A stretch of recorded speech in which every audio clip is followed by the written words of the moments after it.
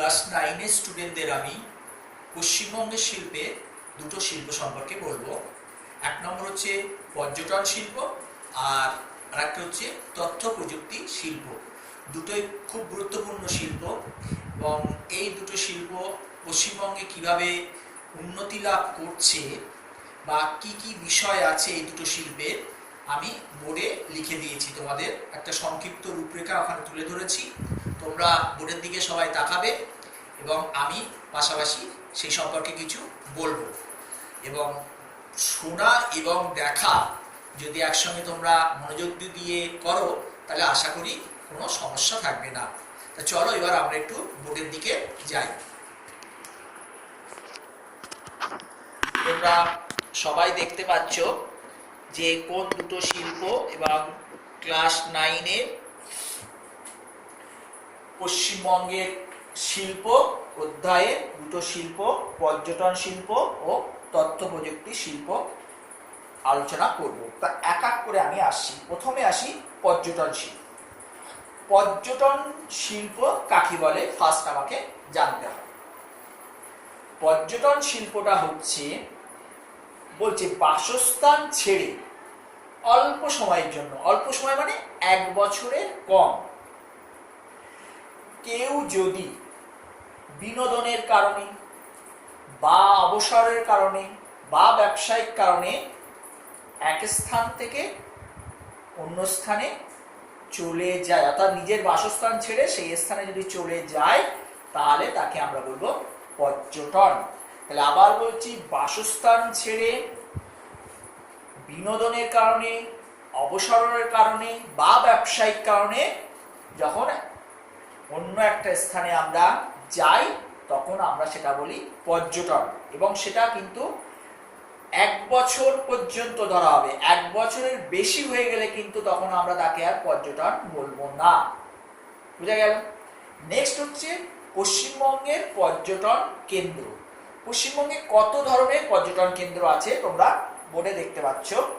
পার্বত্য পর্যটন কেন্দ্র আছে, তোমরা সবাই শুনেছো বা অনেকে গেছো, দার্জিলিং গেছো, কালিম্পং গেছো, কার্শিয়াং গেছো। তাহলে এগুলো হচ্ছে পশ্চিমবঙ্গের পার্বত্য পর্যটন কেন্দ্র। মালভূমি, পুরুলিয়ার নাম তোমরা সবাই শুনেছো, অযোধ্যা পাহাড়, বাঘমুন্ডি, মামাবাগনে পাহাড়, বিহারীনাথ পাহাড়, শুশুনিয়া পাহাড়, এগুলো সবই হচ্ছে মালভূমি অঞ্চলের পর্যটন কেন্দ্র।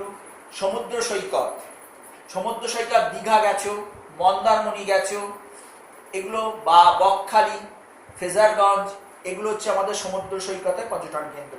জঙ্গল পর্যটন কেন্দ্র, লাটাগুড়ি, গরুমারা, সুন্দরবন, পৃথিবীর বৃহত্তম ম্যানগ্রোভ অরণ্য, তোমরা সবাই জানো সেই পর্যটন কেন্দ্র।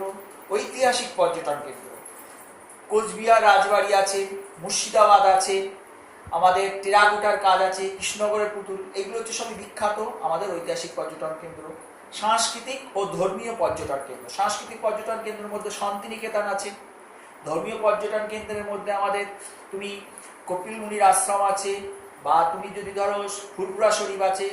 বিভিন্ন ধরনের ধর্মীয় কিন্তু স্থান পশ্চিমবঙ্গে আমরা দেখতে পাই। তাহলে এতগুলো পর্যটন কেন্দ্র আমাদের পশ্চিমবঙ্গে আমরা দেখতে পাই। তাহলে এতগুলো পর্যটন কেন্দ্র থাকার ফলে কি হচ্ছে, স্বাভাবিকভাবে সেই শিল্পের উন্নতি লাভ করবে। সেই পশ্চিমবঙ্গে পর্যটন শিল্প উন্নতি লাভ করার পিছনে যে কারণগুলো হলো, তার 1 নম্বর কারণ হচ্ছে অবস্থান। অবস্থান কিন্তু খুব একটা গুরুত্বপূর্ণ কারণ। তোমরা পশ্চিমবঙ্গের মানচিত্রের দিকে তাকাও, ওপরে হিমালয়, পশ্চিমে মালভূমি, আর নিচের দিকে হচ্ছে আমাদের বদ্বীপ অঞ্চল, সুন্দরবন আছে। তাহলে পার্বত্য অঞ্চল, মালভূমি অঞ্চল, সমভূমি অঞ্চল প্লাস সমুদ্র, এই যে একটা রাজ্যে এতগুলো দিক আছে, তার ফলে স্বাভাবিকভাবেই সেই রাজ্যে পর্যটন শিল্পের উন্নতি লাভ করবে। সেখানে আমরা পর্বতও পাচ্ছি, সমুদ্র পাচ্ছি, আমরা সমভূমি অঞ্চলে পর্যটন কেন্দ্র পাচ্ছি, প্লাস সমুদ্র পাচ্ছি। তাহলে পশ্চিমবঙ্গের অবস্থান পর্যটন শিল্পে গড়ে ওঠার পিছনে অন্যতম একটা কারণ। বিদেশি পর্যটন, শোনো, একসময় পশ্চিমবঙ্গ ইংরেজ এবং ফরাসিদের ঘাঁটি ছিল। স্বাভাবিকভাবে সেই ইংরেজ বা ফরাসিদের একটা পশ্চিমবঙ্গের মধ্যে একটা সেন্টিমেন্ট থেকে গেছে, এবং অনেকে এখনো কিন্তু দার্জিলিংয়ে এই বেড়াতে আসে পর্যটনের জন্য। তার ফলে আমাদের পর্যটন শিল্প উন্নতি লাভ করেছে। গঙ্গা নদী, আমরা জানি ভারতবর্ষের অনেকটা মানে উত্তরপ্রদেশ থেকে শুরু করে আমাদের পশ্চিমবঙ্গের মধ্যে দিয়ে গঙ্গা চলে গেছে, মানে উত্তরাখণ্ড, উত্তরপ্রদেশ বলো, উত্তরাখণ্ড, উত্তরপ্রদেশ, বিহার থেকে আমাদের পশ্চিমবঙ্গে গঙ্গা নদী চলে গেছে এবং গঙ্গা নদীর বদ্বীপ অঞ্চলটা কিন্তু পুরো পশ্চিমবঙ্গ রাজ্যের মধ্যে অবস্থিত। তো এই গঙ্গা নদীর দুই ধারে অনেক মন্দির বা বিভিন্ন ধরনের পর্যটন কেন্দ্র গড়ে উঠছে বা সাজানো হচ্ছে, তার ফলে এখানে একটা পর্যটন শিল্প গড়ে ওঠার সম্ভাবনা দেখা দিচ্ছে, উন্নতি লাভ করছে। উৎসব, আমাদের পশ্চিমবঙ্গে প্রচুর উৎসব আছে, অনেক ধরনের উৎসব আছে। সব থেকে বড় উৎসব দুর্গাপুজো আছে, ঈদ উৎসব আছে, ফুরফুরা শরীফ আছে, কপিল মুনির আশ্রম আছে, বেলুর মঠ আছে, সাগর মেলা আছে। এই যে বিভিন্ন ধরনের উৎসবকে কেন্দ্র করে কিন্তু প্রচুর মানুষের সমাগম ঘটে, তার ফলে একটা পর্যটন শিল্প উন্নতি লাভ করছে। আর ঐতিহাসিক স্থান আমি আগেই বলেছি, আমাদের মুর্শিদাবাদ আছে, কোচবিহার আছে, টেরাকোটার কাজ আছে, বিষ্ণুপুর, বাঁকুড়া, এই যে এই সমস্ত বিভিন্ন ঐতিহাসিক স্থানগুলো আছে, তার ফলেও কিন্তু অনেক মানুষ এই ঐতিহাসিক স্থান দেখার জন্য আমাদের কিন্তু যায়।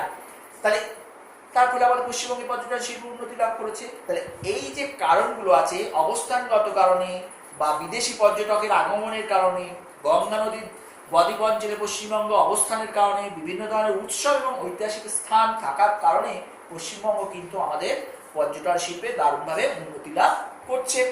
কিন্তু উন্নতি লাভ করা সত্ত্বেও কিছু সমস্যা কিন্তু আমাদের রয়ে গেছে।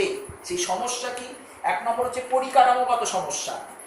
বিশ্বের মানচিত্রে পশ্চিমবঙ্গকে তুলে ধরতে গেলে পর্যটন শিল্পে অবশ্যই রাস্তাঘাট ভালো করতে হবে, পরিষেবা ভালো দিতে হবে, নিরাপত্তা দিতে হবে, যেটা আমি বলেছি, ভালো ভালো হোটেল তৈরি করতে হবে। এবং পর্যটন কেন্দ্রে তোমরা যখন যাও দেখো প্রচুর প্লাস্টিক পড়ে থাকে, এগুলো কিন্তু বিদেশিদের কাছে মোটেই আকর্ষণীয় নয়। এই যে দূষণ কিন্তু পর্যটকদেরকে বিমুখ করে দেয়, যারা বেড়াতে যায়, সেই দূষণ থেকে আমাদের মুক্ত ঘটাতে হবে। প্রচার করতে হবে, আন্তর্জাতিক প্রচারটা খুব কম পশ্চিমবঙ্গের। আর ঋতুভিত্তিক পর্যটন, মানে আমাদের পর্যটন কেন্দ্র কয়েকটা কিন্তু সিজনাল ব্যাপার হয়ে যাচ্ছে, 12 মাস ঘটানোর কিন্তু চেষ্টা করতে হবে। তাহলে কিন্তু প্রচুর মানে সুবিধাও আছে, কিন্তু এইগুলো আমরা করতে পারছি না, সেটাই আমাদের হয়ে যাচ্ছে সমস্যা। নেক্সট হচ্ছে সম্ভাবনাও আছে। সম্ভাবনা কি? আমাদের পশ্চিমবঙ্গের মতো এত বৈচিত্র্য, পাহাড়, পর্বত, মালভূমি, সমুদ্র, এরকম বৈচিত্র্য খুব খুব কম রাজ্যে দেখা যায়। তার ফলে এখানে কিন্তু পর্যটনের সম্ভাবনা খুব প্রবল। পরিকাঠামোগত, যেটা রাস্তাঘাট, হোটেলের পরিষেবা বা নিরাপত্তার পরিষেবা, ভালো গাইড তৈরি করতে হবে। এই পরিকাঠামোগতগুলো যদি আমরা উন্নতি করতে পারি, তাহলে আমাদের কিন্তু ভবিষ্যৎ সম্ভাবনা খুব উজ্জ্বল। বুকিং কেন্দ্র বাড়াতে হবে, বুকিং কেন্দ্র থেকে বিভিন্ন রকম ইনফরমেশন পাবে পশ্চিমবঙ্গের পর্যটন কেন্দ্র সম্পর্কে, তাহলে মানুষের কাছে এটা আকর্ষণীয় হয়ে যাবে। প্রচার করতে হবে এবং পরিকাঠামোগত উন্নতি করতে হবে, তাহলে কিন্তু আগামী দিনে পশ্চিমবঙ্গ ভারতবাসী তথা বিদেশের কাছে একটা অন্যতম আকর্ষণীয় পর্যটন কেন্দ্র হিসাবে গড়ে উঠবে। তাহলে পশ্চিমবঙ্গে পর্যটন শিল্পে কাকে বলে, কি কি পর্যটন কেন্দ্র আছে, তার উন্নতির কারণ, সমস্যা আর সম্ভাবনা আলোচনা করলাম। নেক্সট একটা গুরুত্বপূর্ণ পর্যটন কেন্দ্র, সেটা হচ্ছে তথ্য প্রযুক্তি পর্যটন কেন্দ্র। এটা কিন্তু একটা খুব গুরুত্বপূর্ণ পর্যটন কেন্দ্র। এই তথ্য প্রযুক্তি শিল্প কাকে বলে? তথ্য প্রযুক্তি শিল্প কাকে বলে আমাদের জানতে হবে। তো তথ্য প্রযুক্তি শিল্প বলছে যে কম্পিউটার ও টেলিফোনের সাহায্যে তথ্য সংগ্রহ করা হবে, সেই তথ্যকে বিশ্লেষণ করা হবে, পরিমার্জন করা হবে, পরিবর্তন করে যখন ব্যবসায়িক প্রয়োজনে ব্যবহার করা হয়, তখন তাকে আমরা বলি তথ্য প্রযুক্তি শিল্প। এই একটা মাত্র শিল্প যেখানে কিন্তু দক্ষ লেবারের প্রয়োজন। দক্ষ মানে উন্নত মানব সম্পদ ছাড়া কখনো এই শিল্প গড়ে উঠতে পারে না। তাহলে আবার বলছি, কম্পিউটার ও টেলিফোনের সাহায্যে তথ্য সংগ্রহ করা হবে, সেই তথ্যকে বিশ্লেষণ করা হবে, পরিমার্জন করা হবে, পরিবর্তন করে যখন ব্যবসায়িক কাজে লাগানো হবে, তখন তাকে আমরা বলবো তথ্য প্রযুক্তি শিল্প। এই তথ্য প্রযুক্তি শিল্প বলতে কি কি বিষয় আছে তোমরা সবাই দেখতে পাচ্ছ, যার মধ্যে থাকবে কম্পিউটারের হার্ডওয়্যার থাকবে, সফটওয়্যার থাকবে, ইলেকট্রনিক শিল্প থাকবে, ইন্টারনেট থাকবে, টেলিকম সরঞ্জাম থাকবে এবং ই কমার্স থাকবে। এতগুলো বিষয় নিয়েই হচ্ছে আমাদের কিন্তু তথ্য প্রযুক্তি শিল্প। আমার প্রশ্ন হচ্ছে পশ্চিমবঙ্গে কোথায় কোথায় এই তথ্য প্রযুক্তি কেন্দ্র গড়ে উঠেছে এবং কি কি কেন্দ্র আছে? তোমরা সবাই জানো উইপ্রো নাম শুনেছ, টিসিএস ভারতবর্ষের সব থেকে বড় একটা সংস্থা, নিট টেকনোলজি আছে, এইচসিএল টেকনোলজি আছে, কগনিজেন্ট আছে, টেক মহিন্দ্রা আছে এবং সিএমসি লিমিটেড আছে। এতগুলো তথ্য প্রযুক্তি কেন্দ্র কিন্তু আমরা পশ্চিমবঙ্গে দেখতে পাই, তোমরা যেটা বোর্ডে দেখতে পাচ্ছ। তাহলে এতগুলো কেন্দ্র থাকার ফলে কেন গড়ে উঠলো পশ্চিমবঙ্গে, এতগুলো কেন্দ্র কেন গড়ে উঠলো? তাহলে উন্নতির নিশ্চয়ই হচ্ছে। সেই উন্নতির কারণ কি? 1 নম্বর কারণ হচ্ছে দক্ষ শ্রমিক। তোমরা সবাই জানো শিবপুর, যাদবপুর, এছাড়া অনেক বেসরকারি ইঞ্জিনিয়ারিং কলেজ আছে যেখান থেকে উন্নত মানের দক্ষ লেবার তৈরি হয়। তারপরে কি হচ্ছে ইঞ্জিনিয়ারিং যেগুলো বললাম যাদবপুর, শিবপুর বা বেসরকারি ইঞ্জিনিয়ারিং কেন্দ্র আছে, সেই ইঞ্জিনিয়ারিং কেন্দ্র থেকে কিন্তু আমাদের দক্ষ লেবার তৈরি হচ্ছে। মূলধন বিনিয়োগ করছে বিভিন্ন ব্যবসায়ীরা পশ্চিমবঙ্গে এই তথ্য প্রযুক্তি শিল্পে মূলধন বিনিয়োগ করার ফলে মূলধনের কোনো অভাব হচ্ছে না। সরকার তরফ থেকে বেশ উদ্যোগ নেওয়া হয়েছে, রাজারহাট, সল্টলেকে বিভিন্ন আইটি হাব গড়ে তোলা হচ্ছে, পরিকাঠামোগত উন্নতি ঘটানো হচ্ছে। তার ফলে কিন্তু আমাদের এই শিল্প দ্রুত উন্নতি লাভ করছে। তার মানে কি মানব সম্পদে আমাদের কোনো অভাব নেই। মানব সম্পদ যারা তৈরি করছে সেই যাদবপুর, শিবপুর বা অন্যান্য বেসরকারি কেন্দ্র আছে, সেখান থেকে সাপ্লাই দিচ্ছে। মূলধনের কোনো অভাব নেই, সরকারি উদ্যোগ আছে এবং পরিকাঠামোগত উন্নতিটাও বেশ ভালো। তার ফলে কিন্তু আমাদের তথ্য প্রযুক্তি শিল্প দ্রুত উন্নতি লাভ করছে। কিন্তু তা সত্ত্বেও তথ্য প্রযুক্তি শিল্পে কিন্তু আমাদের কিছু সমস্যা দেখা দিচ্ছে। সেই সমস্যাগুলো কি কি? 1 নম্বর হচ্ছে আমাদের পরিকাঠামোগত সমস্যা আছে পশ্চিমবঙ্গে এখনো। ব্যাঙ্গালোর বা হায়দ্রাবাদের পরিকাঠামোর সঙ্গে যদি পশ্চিমবঙ্গের পরিকাঠামোগত তুলনা করা যায় তাহলে বলছে এর একটা এখনো কিন্তু আমরা পিছিয়ে আছি ওদের তুলনায়। নেক্সট, প্রতিযোগিতা। তথ্য প্রযুক্তি কোম্পানি বেঙ্গালুরু বা হায়দ্রাবাদের সঙ্গে আমাদের একটা মারাত্মক প্রতিযোগিতা আছে, করতে হচ্ছে। দক্ষ কর্মীর অভাব। দেখো, দক্ষ কর্মী আমাদের পশ্চিমবঙ্গে অভাব নেই, কিন্তু এখানে দক্ষ কর্মী ঠিকমতো মাইনে না দেওয়ার জন্য অনেকে কিন্তু বিদেশে চলে যাচ্ছে। তার ফলে দক্ষ কর্মীর অভাবটা আমাদের দেখা দিচ্ছে। প্লাস আন্তর্জাতিক একটা চাহিদা এখন কম আছে, তার ফলে কিন্তু তথ্য প্রযুক্তি শিল্পের একটা সমস্যা দেখা দিচ্ছে।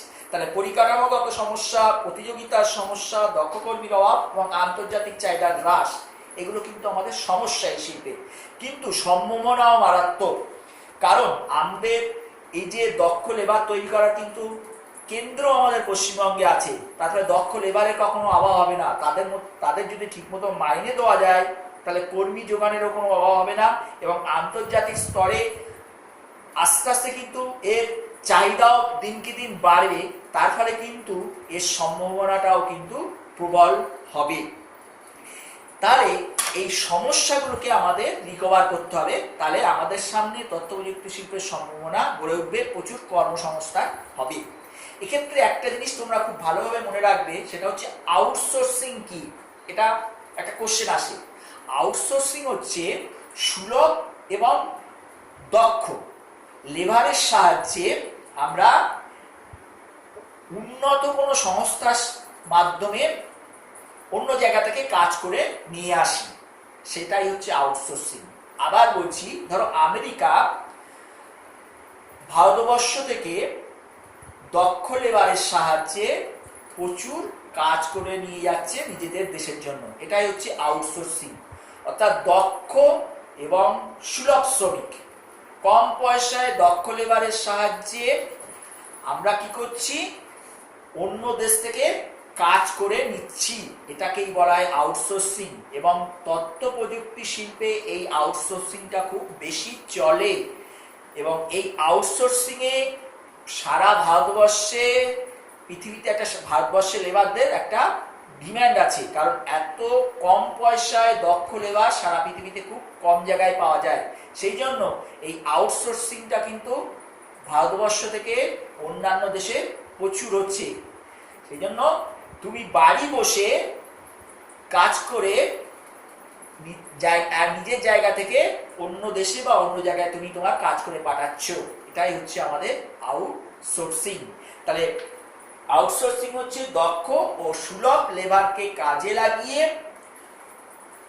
আমাদের এক দেশ থেকে অন্য দেশের উন্নত সংস্থার মাধ্যমে কাজ করে নেওয়াকে বলা হয় আউটসোর্সিং। এবং তথ্য প্রযুক্তি শিল্পে এই আউটসোর্সিং এর ডিমান্ডটা খুব বেশি। তাহলে তোমরা এই দুটো শিল্প সম্পর্কে আমি বললাম, এবং এই শিল্পের কিছু উল্লেখযোগ্য জায়গাগুলো তোমরা ম্যাপ পয়েন্ট থেকে কিন্তু অবশ্যই দেখবে। আশা করি যদি কোনো সমস্যা থাকে তোমরা স্কুল খুললে আবার সেটা একবার তোমাদের শিক্ষক বা শিক্ষিকাদের কাছ থেকে বুঝে নেবে এবং অবশ্যই তোমরা বইতে পড়বে। ধন্যবাদ।